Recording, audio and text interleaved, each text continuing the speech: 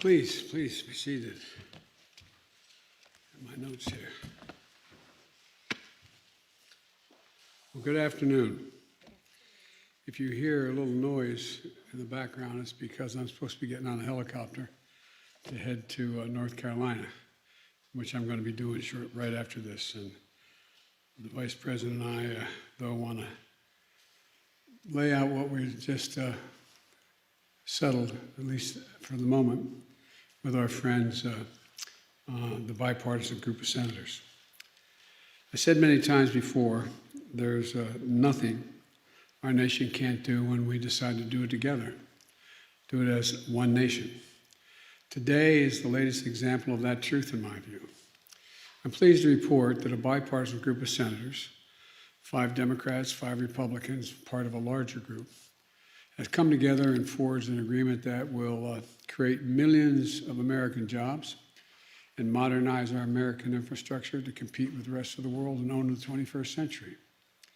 I want to thank them for working together and for raising their ideas and concerns with me and with the Vice President, as well as with our Jobs Cabinet. Secretary Buttigieg is here. Good to see you, Mr. Secretary. Secretary Fudge, Secretary Granholm, Secretary. There you go. Okay, you guys got to make sure. I thought everybody was on this side. Secretary Raimondo and Secretary Walsh. I also want to thank Senator Shelley Caputo for her earlier work on infrastructure agreement. We didn't reach an agreement, but she tried her best to get something done. I'm sure it helped produce the final agreement we had. The fact is, investment in jobs and infrastructure have often had bipartisan support in the past. Matter of fact, when I first got to the United States Senate, it was probably the least difficult thing to do, is pass infrastructure plans. But even so, it's been a very long time since the last time our country was able to strike a major bipartisan deal on American infrastructure, which is so badly needed, I might add. We devoted far too much energy to competing with one another and not nearly enough energy competing with the rest of the world to win the 21st century. The investments we'll be making as a result of this deal are long overdue.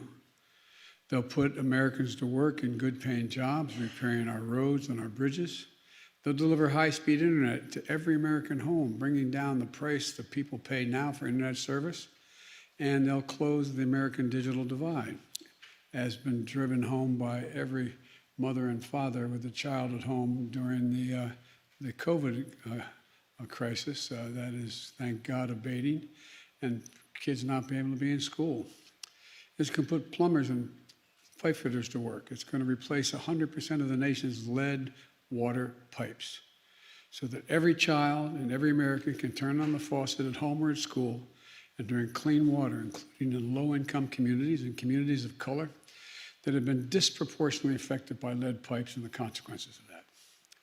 This deal makes key investments to put people to work all across the country, building transmission lines, upgrading the power grid to be more energy efficient and resilient, and extreme weather to be able to sustain extreme weather and the climate crisis.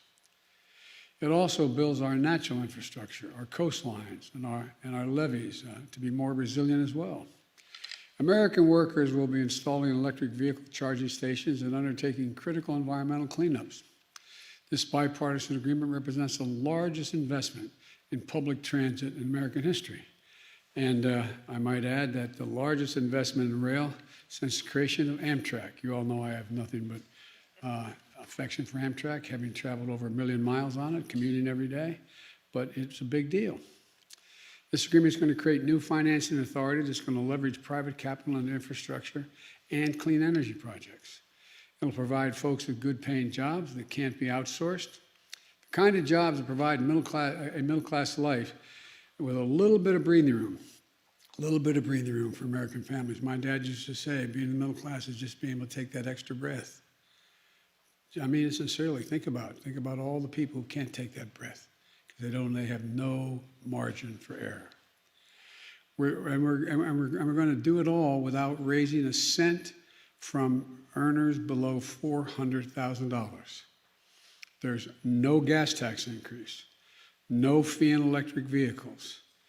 And the fact is, we're going to help ensure that we're make sure that everybody in America is in a position to be able to do what need be done. And so let me be clear, we're in a race with China and the rest of the world for the 21st century. They're not waiting. They're investing tens of billions of dollars across the board, tens of billions. I just came back from Europe, meeting with the G7, as well as with NATO, as well as with the EU, and as well as with Mr. Putin, all separately. There's massive investment going on among the autocrats. One of the underlying questions is, can democracies compete with autocratic enterprises in the 21st century? And this is a big move toward that, being able to compete. We have to move, and we have to move fast. And this agreement signals to the world that we can function, deliver, and do significant things. These investments represent the kind of national effort that throughout our history has literally, not figuratively, literally transformed America and propelled us into the future. The Transcontinental Railroad, the interstate highway system, investments that we made together that only our government was in a position to make. Now, we're poised to add a new chapter in that American tradition. Let me be clear. Neither side got everything they wanted in this deal. That's what it means to compromise. And it reflects something important. It reflects consensus. The heart of democracy requires consensus. And this time a true bipartisan effort, breaking the ice that too often has kept us frozen in place, prevented us from solving the real problems facing the American people. This deal means millions of good-paying jobs and fewer burdens felt at the kitchen table and across the country, and safer and healthier communities. But it also signals to ourselves and to the world that American democracy can deliver. And because of that, it represents an important step forward for our country. I want to be clear about something else. Today is a huge day for one half of my economic agenda, the American Jobs Plan. It delivers clean transportation, clear water and clean water, universal broadband, clean power infrastructure, and environmental resilience. In these areas, invest 2/3 of the resources that I proposed in my American Jobs Plan, 2/3 of what I call for in those areas. But I'm getting to work with Congress right away on the other half of my economic agenda as well, the American Family Plan, to finish the job on child care, education, the caring economy, clean energy and tax cuts for American families, and much more. For me, investment in our physical and human infrastructure are inextricably intertwined. Both make us better off and stronger. The case for these investments is clear. Economists, left, right, and center, independent Wall Street forecasters, they all say that these kinds of public investments mean more jobs, more workers participating in the labor force, higher productivity, and higher growth for our economy over the long run. Both need to get done. I'm going to work closely with Speaker Pelosi and Leader Schumer to make sure that both move through the legislative process promptly and in tandem. Let me emphasize that. And in tandem. We need physical infrastructure, but we also need the human infrastructure as well. They were part of my overall plan. What we agreed on today is what we could agree on, the physical infrastructure. There was no agreement on the rest. We're going to have to do that through the budget process. And we need a fair tax system to pay for it all. I'm not going to rest until both get to my desk. And lastly, I know there are some of my party who discouraged me from seeking an agreement with our Republican colleagues, who said that we should go bigger and go alone. To them, I say this: I've already shown in my young presidency that I'm prepared to do whatever needs to get done to move the country forward. That's what I did with the American Rescue Plan, which is $1.9 trillion. Let me say this: when we can find common ground, though, working across party lines, that is what I will seek to do. The reason why is because the broader support a proposal has in Congress, the stronger its prospects for passage. Working together when we can allows us to make bipartisan process whenever possible without foreclosing the right and the necessity of moving forward on a majority basis when we are at deep odds with one another, so-called reconciliation process. And for the deal being announced today, there's plenty of work ahead to bring this home. It's going to require hard work and collaboration. The committee chairs and the ranking members are going to play a major part. There are going to be disagreements to resolve and more compromise to be forged along the way. But this group of senators and all the American people can be proud today because we've reaffirmed once again we are the United States of America. There's not a single thing beyond our capacity that we aren't able to do when we do it together. I know a lot of you in the press particularly doubt that unity is possible, that anything bipartisan is possible. It's hard, but it's necessary, and it can get done. So I want to thank you all, and God bless you. And now I'll take a few questions before the helicopter leaves without me from the press. Mr. President, what assurances do you have at this point that you have sufficient Democratic support both in the Senate and the House to move both on this bipartisan deal and on the reconciliation package? You always ask me those things. Nobody knows for certain. It's your job, but you know it's not a reasonable question. And the reason I say that, I'm being critical. The idea of my telling you now that I know what every senator, how they're going to vote, is just not, I don't know that. I do know that among the roughly 20 bipartisan groups of senators and senators that I met with, well, only 10 were here today, but that group, that we had an agreement. For example, I talk about, well, why would Biden compromise? Well, when's the last time, if you had asked me whether or not I'd be able to get passenger rail service for $66 billion worth, largest investment ever since Amtrak came about. I asked for 90, got $66 billion. Talk about public transit, $49 billion for public transit. When I raised that before, some of you looked at me like, where have you been, Biden? You've been spending too much in China or something. I haven't been to China. Electric buses, $7.5 billion. I asked for 15. I couldn't get all of it, but we compromised. Electric infrastructure, that is charging stations along the roads. I asked for 15, I got 7.5. These are significant down payments on things that we finally got after the skillful negotiation on the part of my cabinet and my team led by Mr. Ricchetti. And so when you ask me, what guarantee do I have that I have all the votes I need? I don't have any guarantee. But what I do have is a pretty good read over the years of how the Congress and the Senate works.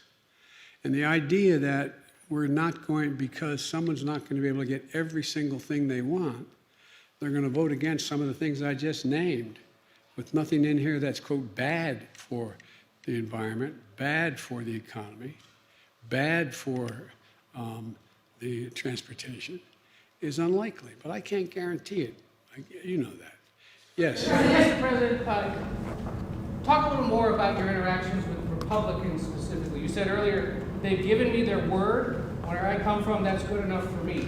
To skeptics in your own party, what is it about the conversations you've had recently with Republicans that gives you so much hope? And secondly, you had said earlier you might have more to say about the situation down in South Beach, in Miami. Just curious. I'm going to stick to, I will at the end answer your South Beach question, but let me, so we have some coherence here. Number one, I work with a lot of these people who are in the room. I know them. Everybody knows, and you guys know, when certain senators tell you something, they mean it, and others you discount. Where I come from, in my years in the Senate, the single greatest currency you have is your word, keeping your word. Mitt Romney's never broken his word to me. The senator from Alaska and the senator from New Hampshire, they've never broken their word. I'm from Maine, they've never broken their word from their friends. And so the people I was with today are people that I trust. I don't agree with them on a lot of things, but I trust them when they say, this is a deal, we'll stick to the deal. Just like I doubt whether you'll find any one of them say they don't trust me when I said, okay, this is the deal on these issues, this is the deal we'll stick with. But for example, and I made it clear today, there's other things in the environment I want to get done. I think we should have the $300 billion tax credit for dealing with the environment. It will be a giant tax cuts for corporations, but it'll also be a giant move toward weatherizing every building in America and all the things we need to do. So there's things, and so when I said we agree, I'm not going to go back and renegotiate the Amtrak piece, but I am going to fight for trying to get $300 billion more for tax credits for the environment. That's about the best that I can answer the question. Yes, ma'am. Mr. President, can you answer a question? Thank you so much. My question is on the timeline. There are families who are looking at the family plan and wondering when that help is coming. Can you talk, things that they're going to be promptly and in tandem, but can you say anything more about that? And what does this signal for future deals? There's still things like voting rights and policing reform that are not able to get bipartisan deals. What does this tell you? What have you learned in talking to Republicans about what could happen in the future? Let me take, you asked 3 essay questions, legitimate questions. We asked 3 of them. The first one related to what again? The first one's on the timeline. When do you think this 2 track? And you said when people are waiting for relief. Yes. I got them $1.9 trillion in relief so far. They're going to be getting checks in the mail that are consequential this week for childcare. A lot has been happened already, number 1. Number 2, I'm going to fight like heck to get them the rest of what I think has to be done. On education, for example, my proposal was in the family plan, early education and free community college. I'm going to fight like the devil to get that done. But it's not going to be with Republican help. I'm going to have to get every Democrat and do it through reconciliation if it gets done. So that's number 1. Yeah, I think based on my being out in the street and polling data, I think the people who need the help the most trust me to be fighting to get them the help they need. They know who I am and they know my record. With regard to the issue of what about voting rights? Voting rights is maybe the most consequential thing. I think I'm going to be going around the country, spending time making the case to the American people that this just isn't about showing an identification that this is who I am when I vote. This isn't just about whether or not, you can provide water for someone standing in line while they're waiting to vote. This is about who gets to judge whether your vote counted after it's been cast. Think about it. Up to now, every state and the federal government has assumed that there would be officials who were appointed and or elected in states where the election commissioners bound by an oath that they would uphold certain requirements to make sure the vote was honest and fair. What these guys are trying to do now, in rough approximation, is say that if we don't like the way the vote turned out and we control the state legislature, we're going to say the vote didn't count. And we're going to recount. That's never happened before. It's wrong. Who in God's name, as my mother would say, died and left them boss? Your vote has to count when you cast it. There's a lot of ancillary pieces of this legislation I strongly support. I strongly support the idea that if I had my way, there'd be no private contributions to see who gets elected, how much money you raise. If I had my way, and I think it's really important that every election day would be a day off, because people who work certain shifts can't make it to the election. I would make sure there's automatic registration when you turn 18. That's what I think everybody thinks this fight is about. And it's a worthy fight, but it's much more profound than that. It's about saying that the legislature in Georgia could decide, if it's a Republican legislature, on reflection, we don't think that election was fair. We're going to vote to say it didn't count. It's just simply wrong. It's wrong. And in my view, it borders on being immoral. This is the sacred right to vote. As John Lewis said, it is the most important right you have. And so I'm going to be making the case across the country, and as best I can to see it's overturned. Mr. President, Mr. President. Mr. President, you said you want both of these measures to come to you in tandem. Did you receive any assurances that that will happen And how do you anticipate, what will you do? I if they control don't that. get to you? If they don't come, I'm not signing. Real simple. So, but I expect that in the coming months this summer, before the fiscal year is over, that we will have voted on this bill, as well, the infrastructure bill, as well as voted on the budget resolution. And that's when but if only one comes to me, I'm not, if this is the only thing that comes to me, I'm not signing it. It's in tandem. Mr. President. Do you support then Speaker Pelosi's stated plan to hold the bipartisan deal in the House until the Senate also passes reconciliation? Do you support that sequencing on her part? Yes. But President, your own Mr. party is President. on the same page about the reconciliation package. So by moving forward with this two-track system, are you putting the bipartisan bill in jeopardy? Sure, the bipartisan bill was, look, the bipartisan bill from the very beginning was understood there's going to have to be the second part of it. I'm not just signing the bipartisan bill and forgetting about the rest that I proposed. I proposed a significant piece of legislation in 3 parts. And all 3 parts are equally important. And by the way, my party, everybody tells me what my party is. My party's divided. Well, my party is divided. My party's divided, but my party is also rational. If they can't get every single thing they want, but all that they have in the bill that before them is good, are they going to vote no? I don't think so.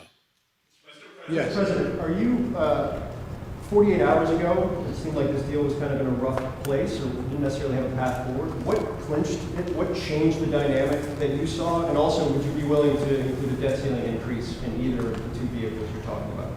There's probably going to have to be debt ceiling. Whether it's included in either of these bills is not relevant. It depends on what the leadership in the House and Senate thinks how they should proceed, number one. Number two, you notice I didn't have that bleak view you all had. You said 48 hours ago it didn't look good. It looked good to me 48 hours ago. Looked good to our team 48 hours ago. 72 hours ago it looked good too. Wasn't there yet. But you guys know me too well. And I'm going to drive you crazy the next 4 years because I'm going to tell you the truth as I see it. I know the Senate and the House better than most of you know it. I've bet my whole life that's what I've done. Doesn't mean I'm going to turn out to be right all the time. But I'm not going to negotiate with the press while I'm negotiating and privately with my colleagues. And these are really tough decisions, Senators. I don't in any way dismiss what Senator Murphy says about the environment. Don't dismiss it at all. Just remind him, I wrote the bill on the environment. Why would I not be for it? The question is, how much can we get done? And the bottom line is, when all is said and done, does what you agree to preclude forever you getting the things you really want? Well, I'm not for that. I'm not going to vote for one of those deals. Secondly, do you get all of what you wanted, or do you come back and fight another day? I've been president about 150 days.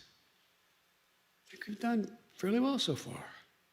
Not because of me, but because the way the system works. So it's not, I mean, I know that doesn't answer any of your questions about, can you tell me when, how are you going to do it? I just feel that the best way to get a senator or a congressperson who supports the essence of what's already there, but says I don't have enough of what's there, of other things, the best way to get that message across is go to the constituents and say, here's what's on the table. Do you think your senator, your congressman should vote for that? So you campaign. The campaign doesn't stop. The partisan piece stops in terms of I'm against Charlie Smith or Harriet Wilson. But that doesn't stop. I mean, that stops, but what doesn't stop is the saying, it's like on a last example I'll give, I promise I won't do this to you again, but remember in 2018, everybody said, well, we're going to lose, the Democrats are going to lose, it's the House and Senate, they're not going to make, the House not going to make gains. And I went into over 60 congressional districts. I didn't go after the individual congresspersons who were against making sure that we kept the Affordable Care Act.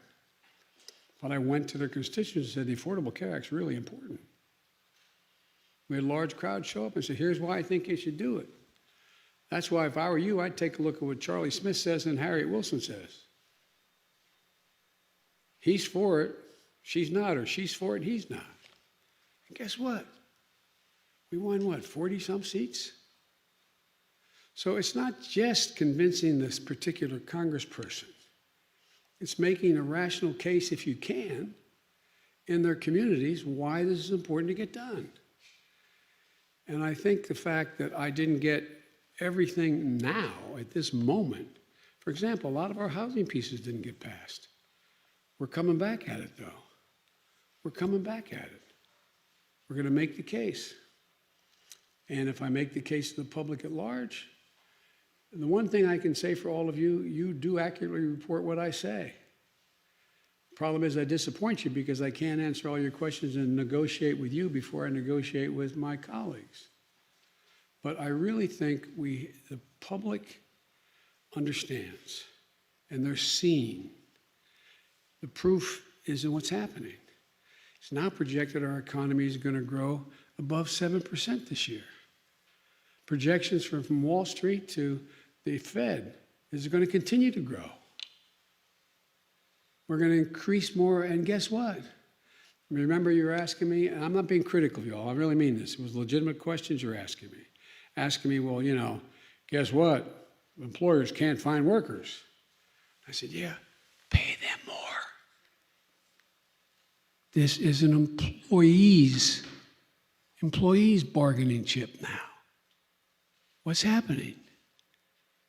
They're going to have to compete and start paying hardworking people a decent wage.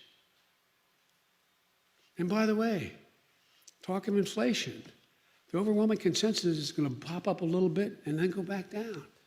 No one's talking about this great, So again, if it turns out that what I've done so far, what we've done so far, is a mistake, it's going to show. It's going to show the economy's not going to grow like it wasn't before. People aren't going to have jobs with increased pay like it was before. People are going to be out of work like it was before with no options. Unemployment's going to continue to climb instead of continue to go down. If that happens, then my policies didn't make a lot of sense. But I'm counting on it not. That's why counting on it is working. I've got to get a helicopter. One more. Mr. President. Will you travel to Florida, sir? Can we ask you about Florida, what you've learned and what you Oh, believe yes, I happened? apologize. Yes, thank you, my president. I've spoken with, coincidentally, the mayor of Miami-Dade was in my office yesterday. And I talked to her today, not about that, obviously. And so I had a long discussion with her today. I've also spoken with, we've been in contact with the Congresswoman, Debbie Wasserman Schultz, who has that district. We've gotten in touch with FEMA. They're ready to go. The governor is going to have to, we can't, they're down inspecting on what they think is needed. But I'm waiting for the governor to ask for declare an emergency. And especially as we learn more about what the rest might happen in the rest of the building. So we are on top of it. We are ready to move from the federal resources immediately, if in fact we're asked for it. But we can't go in and do it now, but the FEMA is down there, taking a look at what's needed, and including from everything from if the rest of those buildings have to be evacuated as well, finding housing for those people, making sure they have the capacity to both have a place to shelter and food to eat, et cetera. So that's underway now, and my chief of staff has been deeply involved in this from the very beginning. We got the cabinet involved in it now in terms of dealing with FEMA. We're working on it, and I made it clear. I say to the people of Florida, whatever help you want that the federal government can provide, we're waiting just ask us, we'll be there. We'll be there. So thank you so much. I appreciate it. One quick question. What are you hoping the Vice President can do with the border tomorrow? Done a great job so far.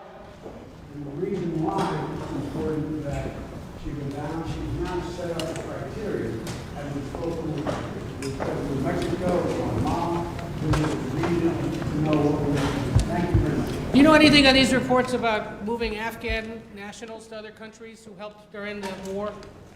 We're going to come, we've already begun the process. Those who help us are not going to be left behind. Do you know what country they're going to move to first? I don't know that. I'll be meeting with the economy tomorrow. The head of things come in my office. That will be discussion, but we're welcome here, just like anyone else who risked their lives to help us. And Mr. Thank you, sir. President, any more